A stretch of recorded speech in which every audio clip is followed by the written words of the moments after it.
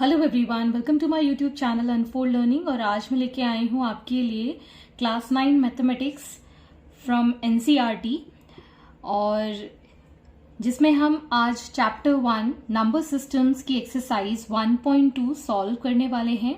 और इसका introduction part मैं ऑलरेडी डिस्कस कर चुकी हूँ। अगर आपने वो मिस कर दिया है तो please do have a look at least once, ताकि आपको जो भी डाउट्स एंड कॉन्सेप्ट जो आपको समझ में नहीं आ रहे हैं मे बी वहां जाकर आपको और अच्छे से समझ में आ जाए। और एनसीईआरटी क्लास 9 मैथमेटिक्स से रिलेटेड जो भी वीडियोस होंगे उन सबकी लिंक इस वीडियो के डिस्क्रिप्शन बॉक्स में है, जो आप ये वीडियो खत्म होने के बाद देख सकते हैं।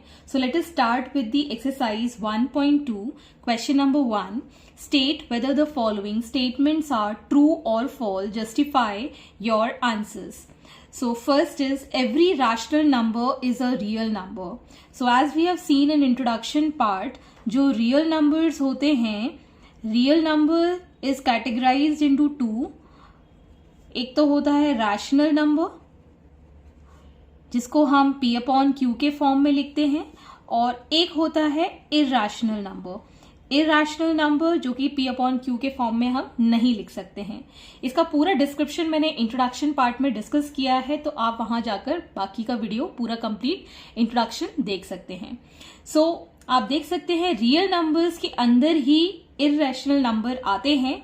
So every irrational number is a real number, so this statement is true. और यहां पर आप रीजन लिख सकते हैं, collection of all rational numbers and irrational numbers is real numbers. Next point, every point on the number line is of the form under root m, where m is a natural number. तो जैसे कि हमने number line देखी है, junior classes में भी हम पढ़कर आए हैं। If this is a number line starting from 0, we have 1, 2, 3, 4 और -1, -2, -3, -4 एंड सो ऑन। और यहां पर भी हम आगे बना सकते हैं। तो जब भी हम किसी नेचुरल नंबर का रूट निकालते हैं, so every point on the number line is of the form under root m. so ये जरूरी नहीं है, बिकॉज हम -3, -2 या फिर 1 और 2 के बीच में भी बहुत सारे नंबर्स हैं जो कि हम इसके अंदर प्लॉट कर सकते हैं। ओके, अगर हम अंडर रूट 4 निकालें तो ये हो जाएगा 2, और अगर हम अंडर रूट 9 निकालें तो ये हो जाएगा 3। और 2 और 3 के बीच में भी बहुत सारे नंबर डेसिमल में हम लिख सकते हैं। अगर हम अंडर रूट 2 भी निकालते हैं, so it is 1.414 something.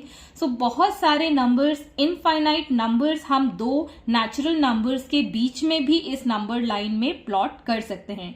So it is not compulsory that in a number line we only may mark the natural numbers. We also mark the decimal numbers also, क्योंकि इसके अंदर अगर हम डिवीजन करें तो बहुत सारे नंबर्स हम इसके बीच में रिप्रेजेंट कर सकते हैं। सो यहां का स्टेटमेंट हो जाएगा false, and we can say here there are infinite numbers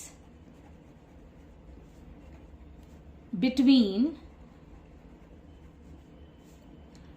two numbers that can't be represented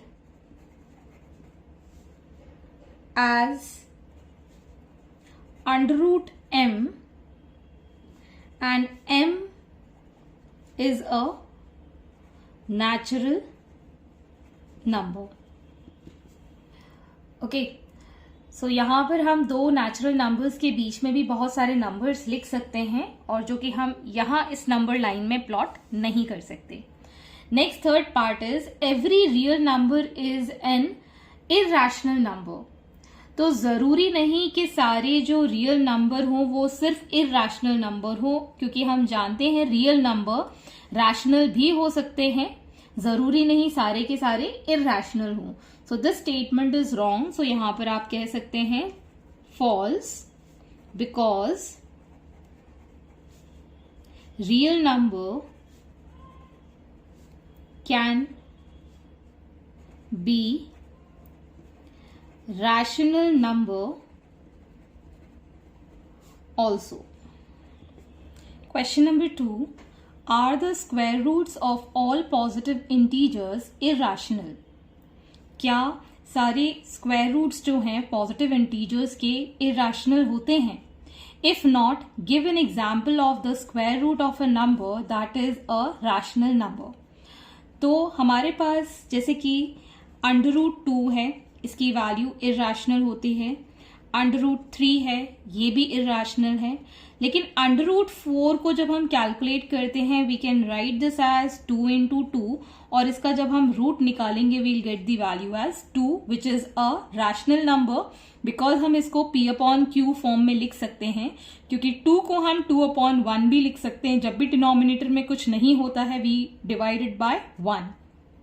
So hence this is a rational number. Similarly, √5 is a irrational number. √6 is also a irrational number. √7 is a irrational number. √8 is a irrational number. लेकिन अगर हम √9 की बात करें so we can write √9 as 3 into 3. तो 3 हम common लेके बाहर निकाल देंगे. Under root is going to be 3. So √9 is a rational number. हम 3 को लिख सकते हैं 3/1. सिमिलरली √16. √16 को हम लिख सकते हैं 4 into 4. That is going to be 4 which is a rational number. Again we can find for 25. 25 is 5 into 5. So we'll get the rational number as 5. So under root या फिर square root of any number is not always a irrational number. And also under root of any natural number can be a rational number also, which can be written in p/q form. तो यहाँ आप लिख सकते हैं the square root of all positive integer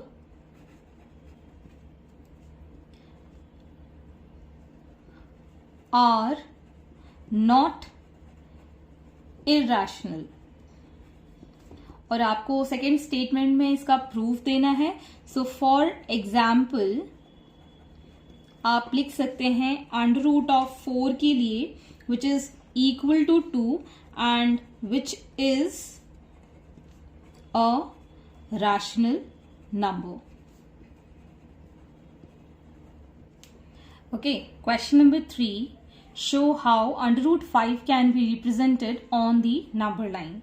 तो √5 को draw करने के लिए आपको एक theorem that is Pythagoras theorem right angle triangle में हम अप्लाई करते हैं वो पता होना चाहिए.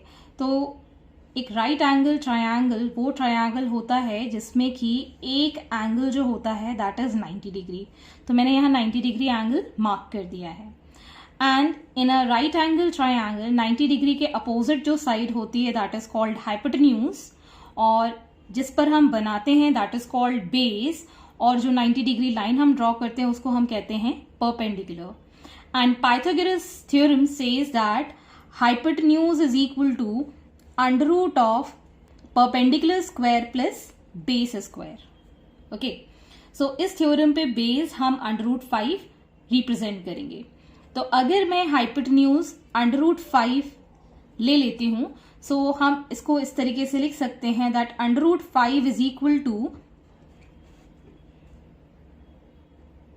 5 को हम कैसे लिख सकते हैं 4 + 1. इसको हम 4 + 1 लिख सकते हैं and we can write 4 as 2 square और 1 का स्क्वायर. तो एक साइड तो हमारा बेस हो गया विच इज 2 और एक साइड हम मान लेते हैं perpendicular which is 1 because it is perpendicular square plus base square. तो एक साइड हमने ले लिया है 2 और एक साइड हमने ले ली है perpendicular. So now we can solve this question.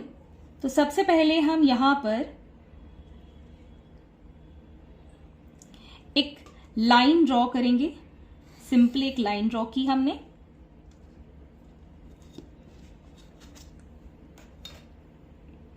and we'll mark a point which is called origin O. और इस origin पे हम किसी भी लेंथ का एक आर्क कट करेंगे, किसी भी लेंथ का हो सकता है। सो मैंने एक आर्क यहां कट किया और इसी आर्क पर, इसी लाइन में दूसरा आर्क कट किया। अगेन फ्रॉम हियर एक और आर्क हम कट कर सकते हैं। सो विदाउट डिस्टर्बिंग दिस हम इसको अभी साइड में रख देंगे और ये आर्क जो हमने कट किए हैं इनको हम मार्क कर लेंगे 1, 2, 3 एंड सो ऑन। सो यहां पर हमने ये एरोज मार्क कर दिए, हम चाहें तो और भी आर्क कट कर सकते थे। अब जो हमने ओरिजिन या फिर 0 मार्क किया है, यहां से हम 90 डिग्री ड्रॉ करेंगे।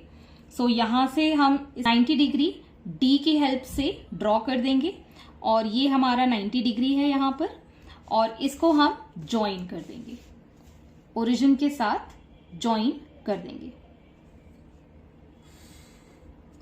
Okay, so now on this 0, ये जो सेम आर्क हमने 1 यूनिट का जो लिया था, इसको हम यहां पर आर्क कट कर देंगे। Okay, so now you can see here this is taken as the base of 2 parts और ये हमने ले लिया है 1 part. Okay, this is 2 part and this is 1 part. इन दोनों को अब हम ज्वाइन कर देंगे।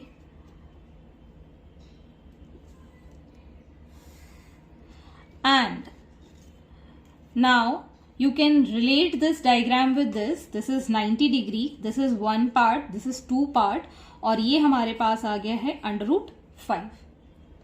ओके, अब हम क्या करेंगे, इस पॉइंट 2 पर से कंपास प्लेस करके और इस लेंथ को हम मेजर कर लेंगे। This length is been measured और हम इसको 0 से